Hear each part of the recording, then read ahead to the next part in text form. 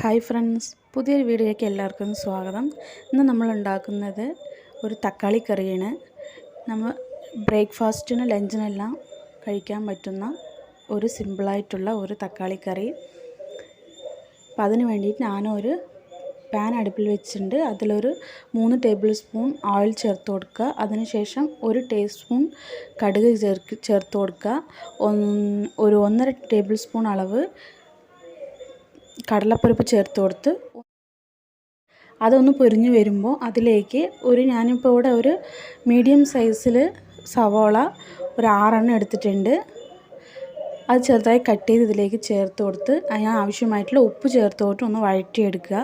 അത് കുറച്ചൊന്ന് വഴണ്ടി വരുമ്പോൾ അതിലേക്ക് 4 പച്ചമുളക് ഞാൻ കട്ട് ചെയ്ത് അതിലേക്ക് ചേർത്ത് കൊടുത്തിട്ടുണ്ട്. അതിനുശേഷം അതൊന്ന് മിക്സ് ചെയ്ത് കൊടുക്കുക.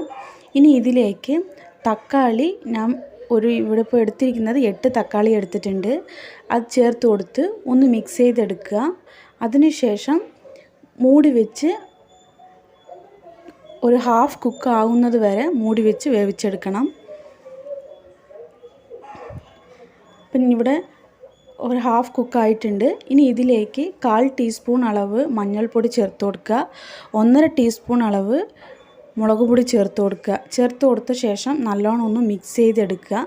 അത് മിക്സായി വന്ന ശേഷം ഇതിലേക്ക് 1/2 കപ്പ് അളവ് വെള്ളം ചേർത്ത് കൊടുക്കണം. വെള്ളം ചേർത്ത് കൊടുത്ത ശേഷം മൂടി വെച്ച് നമുക്ക് നല്ലോണം വേവിച്ചെടുക്കണം. പിന്നെ അതിലേക്ക് 1/2 കപ്പ് വെള്ളം ചേർത്ത് കൊടുത്ത് ഒന്ന് മിക്സ് ചെയ്ത ശേഷം മൂടി വെച്ച് കൊടുക്കുന്നുണ്ട്. അതിനുശേഷം നല്ലോണം ഒന്ന് വേവിച്ചെടുക്കുക. വെള്ളം വറ്റി വരുന്ന സ്റ്റേജ് വരെ നല്ലോണം ഒന്ന് വേവിച്ചെടുക്കുക.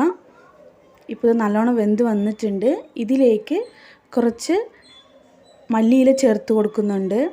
ഇപ്പോൾ ഇവിടെ ഈസി ആയിട്ടുള്ള ഒരു തക്കാളി കറി റെഡി ആയിട്ടുണ്ട്. ഇത് റൈസിനും ചപ്പാത്തിക്കും